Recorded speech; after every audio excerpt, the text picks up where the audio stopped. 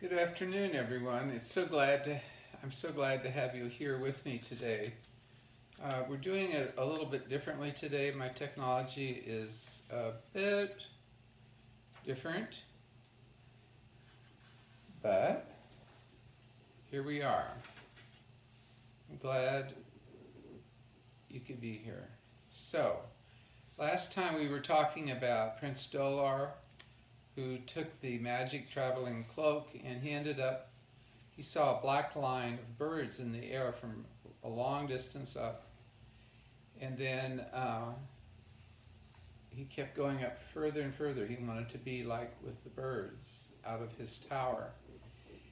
And we left off, he had come back and was having a supper and wished that this one little bird could be his companion in his tower. So I'm going to start a little bit back where we left off, a little bit back before we left off, just to set the scene. And I hope you can hear me all right. If you can't, please tell me. So let's start right back here. I don't want to read too much. Okay, so the narrator has written these words. You have heard it 100 of times, my children, and so have I. When I was a child, I thought there was nothing so sweet, and I think so still. It was just the song of a skylark, mounting higher and higher from the ground, till it came so close that Prince Dolar could distinguish his quivering wings and tiny body, almost too tiny to contain such a gush of music. "Oh, you beautiful bird," cried he, "you beautiful bird. I should dearly like to take you in and cuddle you. That is, if I could, if I dared." But he hesitated. The little brown creature with its loud heavenly voice almost made him afraid. Nevertheless, it also made him happy, and he watched and listened, so absorbed that he forgot all regret and pain, forgot everything in the world except the little lark. It soared and soared, and he was just wondering if it would soar out of sight, and what in the world he should do when it's gone. When it suddenly closed its wings, as larks do when they mean to drop to the ground.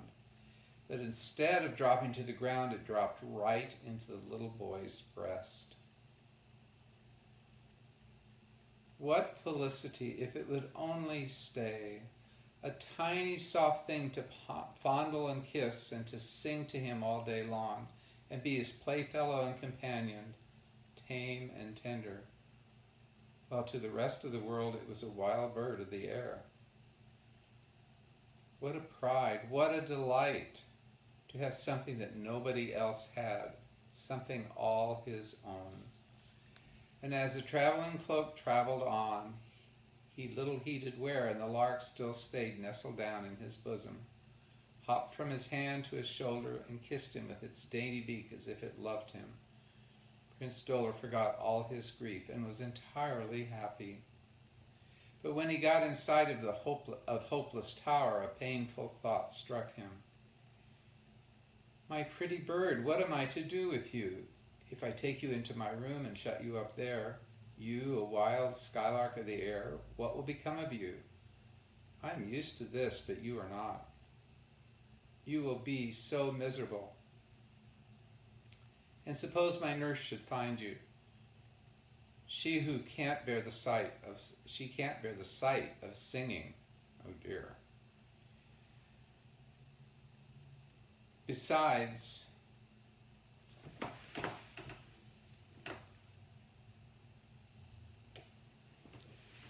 sorry, I thought we were off the air here.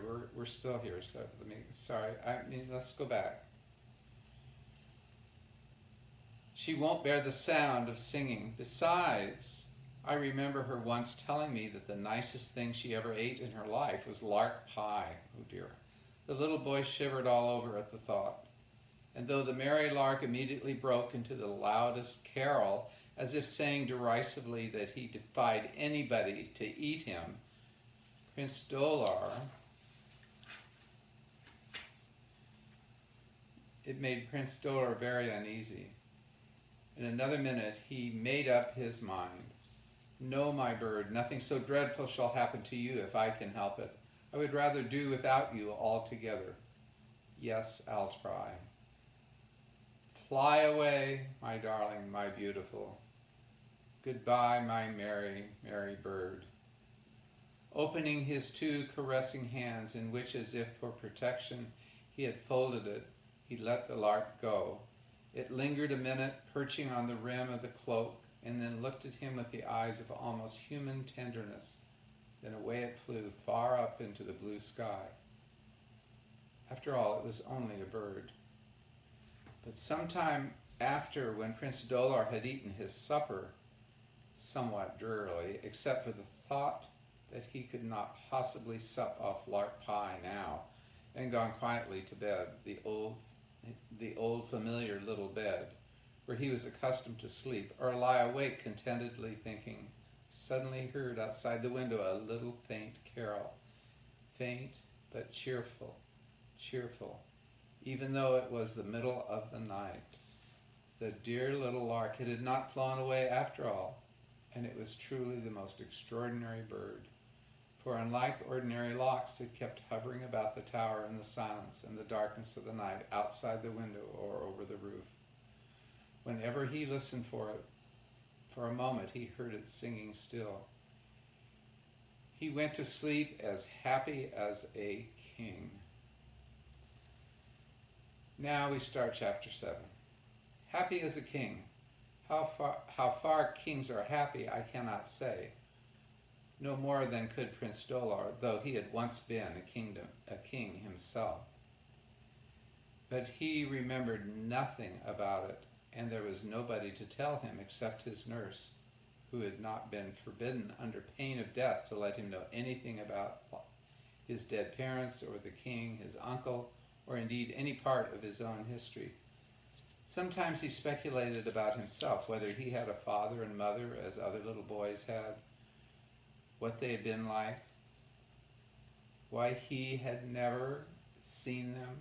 But now, knowing nothing about them, he did not miss them.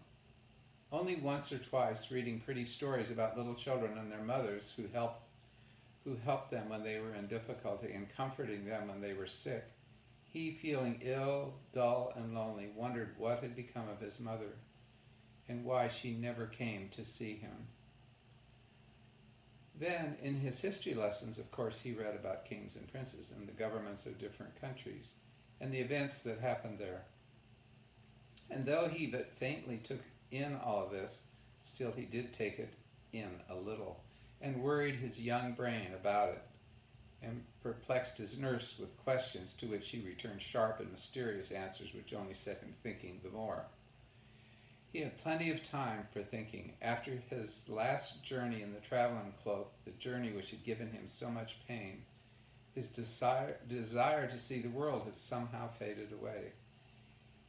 He contented himself with reading his books and looking out of the tower windows and listening to his beloved little lark, which had come with him that day and never left him again. True, it kept out of the way, and though his nurse sometimes dimly heard it and said, "What is that horrible noise outside?" she never got the faintest chance of making it into lark pie. How about that? Isn't that great?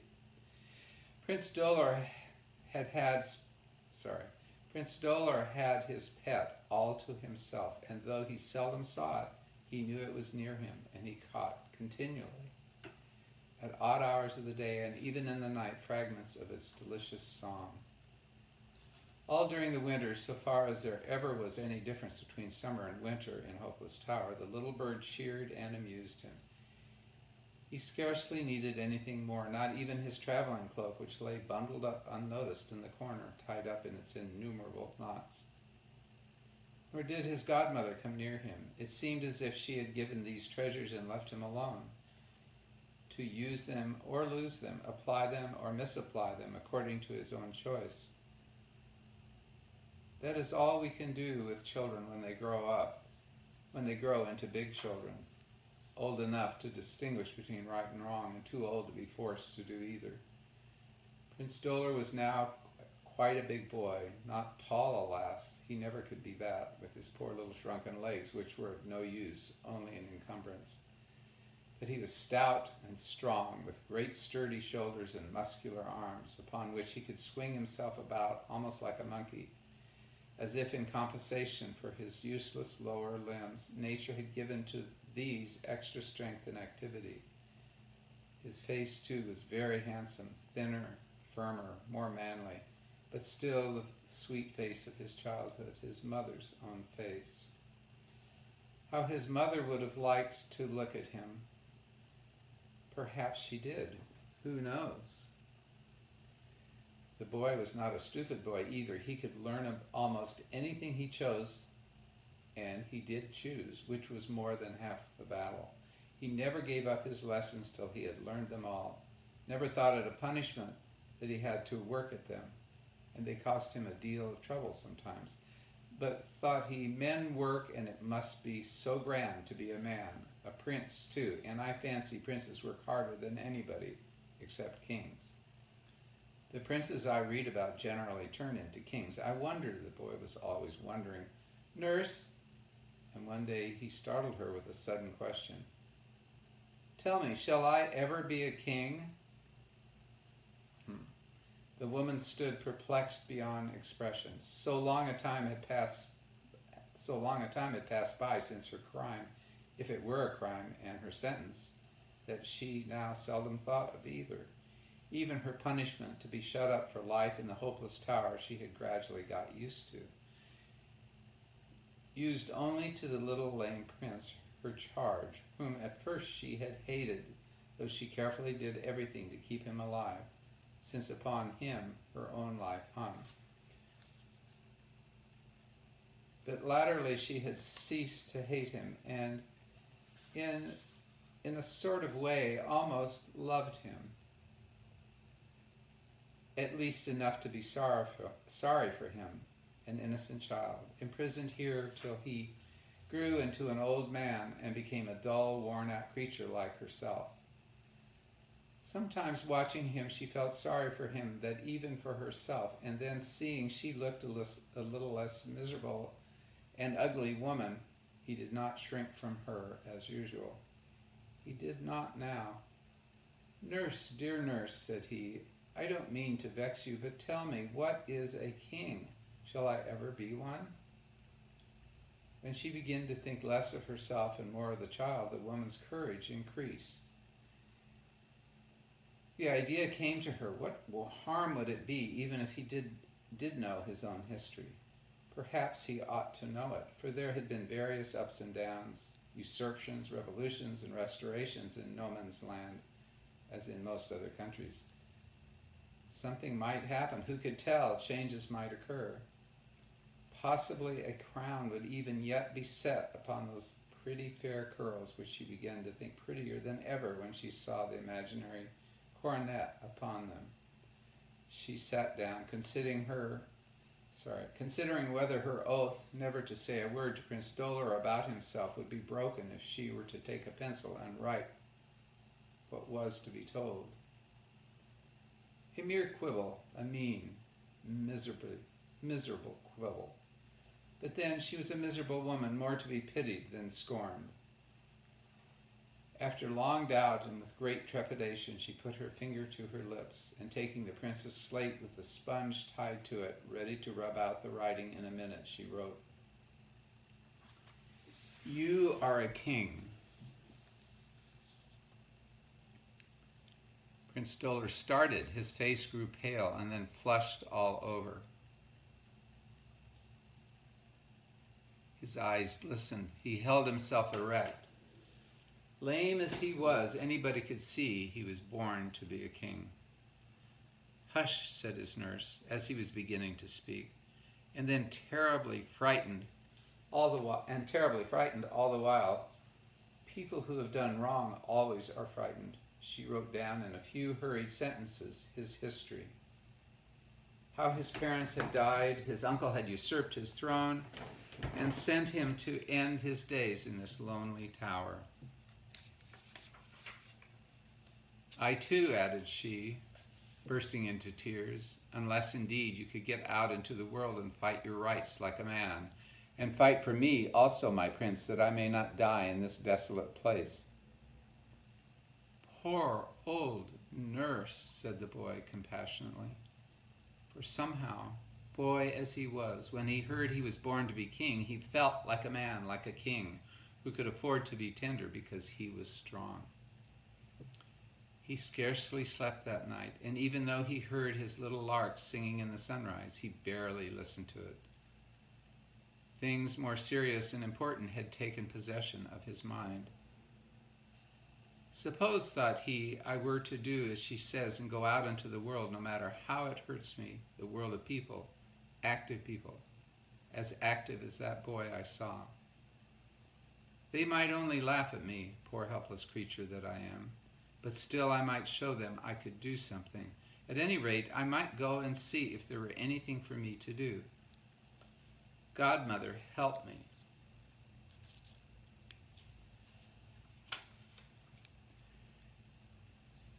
It was so long since he had asked her help that he was hardly surprised when he got no answer. Only the little lark outside the window sang louder and louder, and the sun rose, flooding the room with light. Prince Dolor sprang out of bed and began dressing himself, which was hard work, for he was not used to it. He had always been accustomed to depend upon his nurse for everything. But I must now learn to be independent, thought he. Fancy a king being dressed like a baby. So he did the best he could, awkwardly but cheerily, and then he leaped to the corner where lay his traveling cloak, untied it as before, and watched it unrolling itself, which it did rapidly, with a hearty goodwill, as if quite tired of idleness. So was Prince Dolor, or felt as if he were. He jumped into the middle of it, said his charm, and was out through the skylight immediately. "Goodbye, pretty lark," he shouted as he passed it on the wing, still warbling its carol to the newly rising sun. "You have been my pleasure, my delight. Now I must go and work. Sing to the old nurse till I come back again. Perhaps she'll hear you, perhaps she won't. But it will do her good all the same. Goodbye." But as the cloak hung irresolutely in the air, he suddenly remembered that he had not determined where to go. Indeed, he did not know, and there was nobody to tell him. "Godmother," he cried in much perplexity, "you know what I want, at least. I hope you do, for I hardly do myself. Take me where I ought to go. Show me whatever I ought to see. Never mind what I like to see," as a sudden idea came into his mind that he might see many painful and disagreeable things. But this journey was not for pleasure as before. He was not a baby now to do nothing but play. Big boys do not always play, nor men neither. They work. This much Prince Dolor knew, though very little more.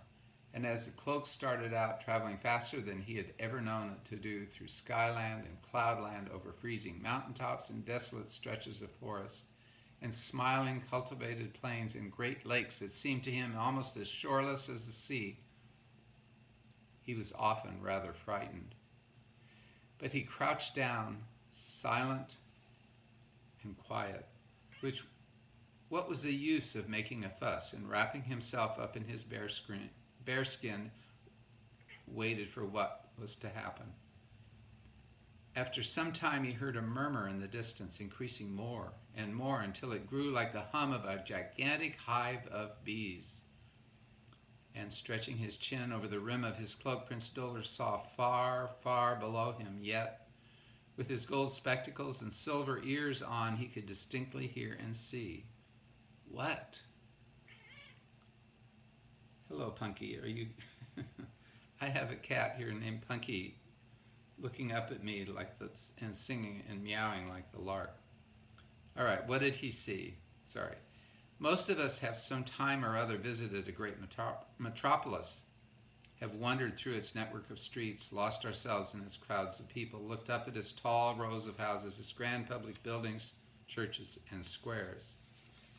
Also, perhaps we have peeped into the miserable little back alleys where dirty children play in gutters all day and half the night, and where men reel tipsy and women fight, and even young boys go about picking pockets with nobody to tell them that it is wrong except the policeman, and he simply takes them off to prison. And all this wretchedness is close behind the grandeur, like the two sides of the leaf of a book.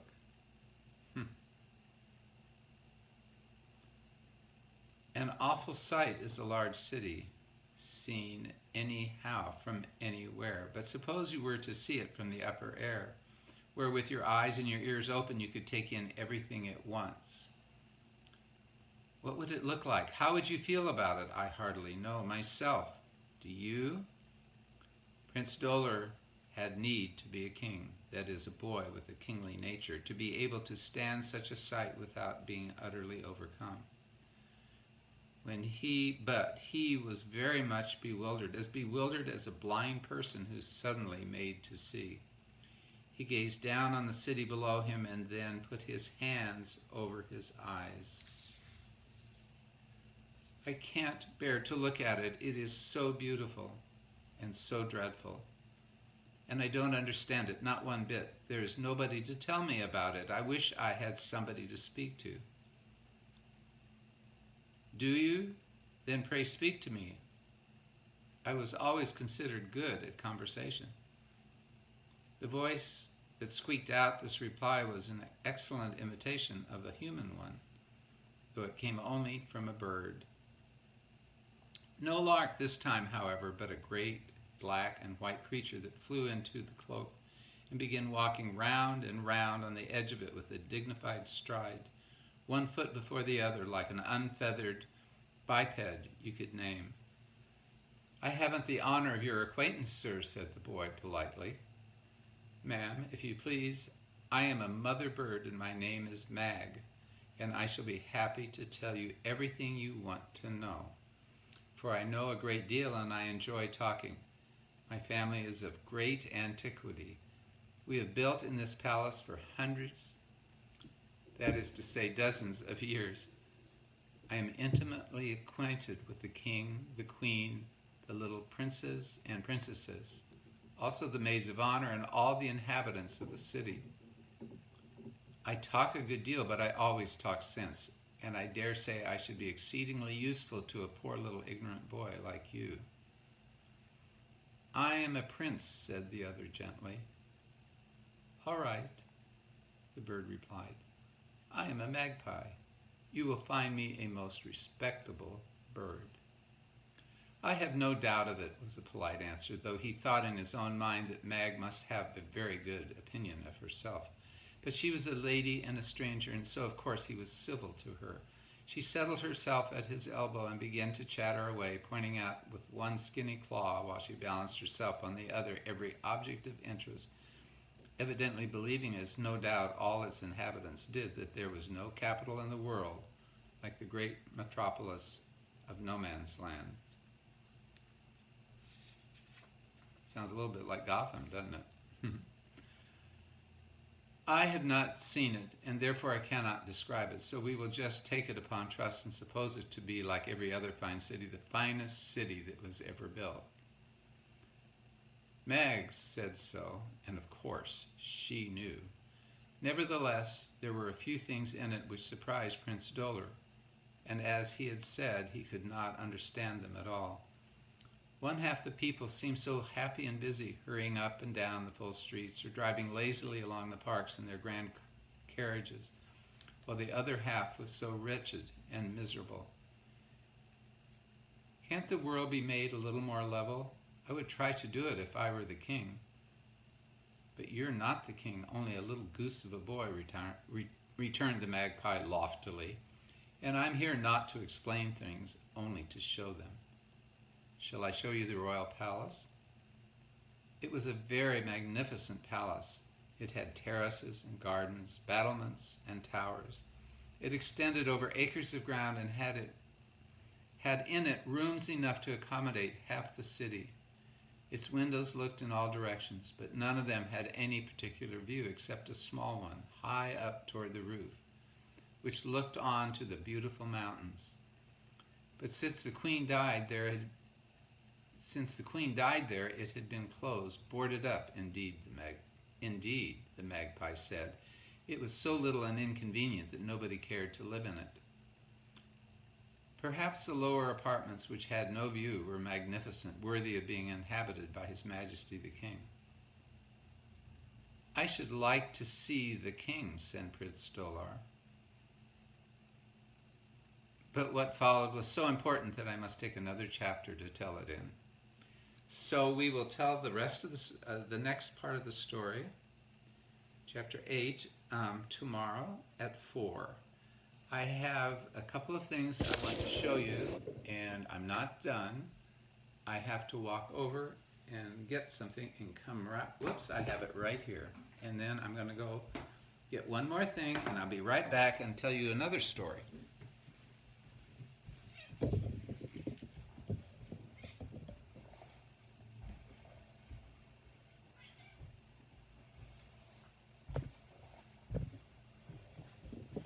I'm back. Yesterday I told you about my pet quail, Petey, who was a wild bird who we raised. And one day my dear, wonderful father said, we should let him go. He's a wild bird. We saved him from death. He was left behind by his mother in a cubby. And we were able to raise him, and he lived for quite a long time, and he would be with us. We had a chicken yard, and he would live there in part of it. And so one day my dad said, well, we got to let him go. He's a wild bird. And he flew and soared way up into the sky, exactly like the lark that we heard about yesterday. And then all of a sudden it would just go in a huge circle and come back, and he would land either on my dad or my shoulder. And it just reminded me, this story today reminded me of that, because little Petey every morning would call for us when it got hungry. We had guinea pigs, the same thing with them. They would always call for us in the morning when they were hungry. So it's really interesting how animals console and comfort you when you are in sorrow. When after my dear wife Twyla died, I was at the kitchen window working on doing dishes or something like that. It was about maybe 3 or 4 months after she died. All of a sudden this beautiful little mourning dove came and sat on the window and just looked at me and started singing. And I've always remembered that. It's just such a wonderful comfort that God gives us through His wonderful palace of nature, His wonderful sanctuary and cathedral outside, the sacred space that He has created. Today I was visiting my daughter and son-in-law at a place they were staying, and they had peacocks, they had 2 donkeys, they had the most amazing pheasant, just the most beautiful birds, and small chickens, beautiful chickens, hens. And they have one little child, and what a magical place for that child to grow up. And beyond that were horses. And it just reminded me. I said to my daughter Abigail, I said, "This is how I grew up. It's the first time I've been somewhere where it was like where I was when I was first adopted." And this Little Lame Prince has been a really poignant thing for me to read. I don't ever remember reading it. I remember it being read to me. And as I said, the copy of this book was published it was given as a Christmas present to, I think, our neighbor's son in 1919. So this is over 101 years old. And anyway, so I'm going to very quickly, because my battery on my phone is wearing down, I'm going to show you 2 things. This, if I can get it open here, it's stuck.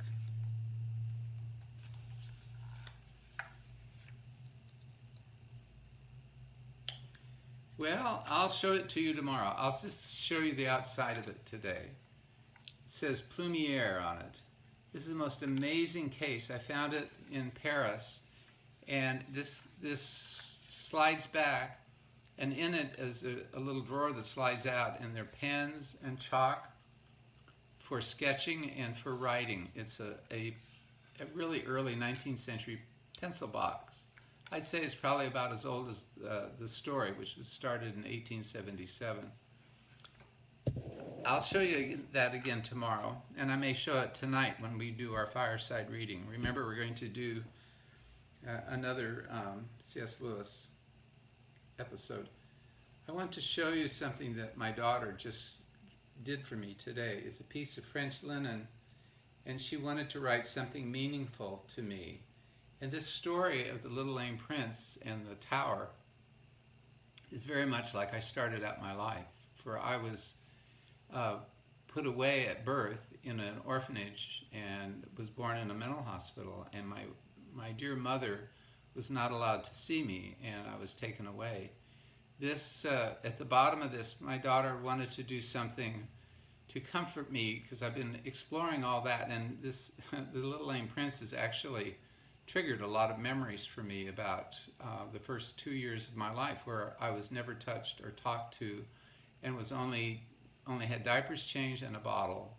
And my image of that whole time in my head would be a conveyor belt dropping a bottle down to feed me, and somebody just slapping on diapers and dumping me back into the crib. So my crib in the orphanage was very much like that tower. At the bottom of this, my daughter very sweetly wrote, Before I formed you in the womb, I knew you. It's God's word, and it's from Jeremiah 1:5. Before I formed you in the womb, I knew you. And in fact, like the little bird that sang outside the Little Lame Prince's tower, God was watching over me from the very beginning. It was so interesting. I took after visiting Abigail, we had a pizza lunch that they made from scratch. It was absolutely fabulous. Better than anything you could get here. Domino's doesn't have anything on what they can do. In fact, that's an insult. Italy doesn't have much on what they did with that pizza. But of course, after having pizza, I went into a pizza coma and took a nap. And when I woke up, I have a really old lamp on the ceiling. I don't know if it was a hall light from a arts and crafts house. I think it was, and it has I forget what the name of it is, but it's kind of flowing stained glass that they would use in like lampshades and different things. And I looked up, I've never noticed it before, and it looks like a combination of John, the Apostle John, writing his gospel, the book of Revelation, and an angel playing a harp. It's the most amazing thing. Or it's not a harp, it's an angel playing a violin with a bow, like a Renaissance painting. I'll try to take a picture of it, and maybe I can post it on this website, on the Facebook. Hello, Punky. Punky's come to say hello, only she's got her back to me. Anyway, this was a very sweet and wonderful gift, and very appropriate for today with the Little Lame Prince. I hope you all will turn in tonight, because I'm going to have a very special reflection. I was just thinking as I was finishing this chapter on seeing the city from the sky. We're seeing, if we would fly above New York right now, we would see a very different city. We would see a different country. We'd see a different world. Things have been suspended and the streets are empty. And I just have some reflections. This morning there was a special concert on the Berlin Philharmonic has had specials for Easter, and every week one special live broadcast. Today was just amazing, and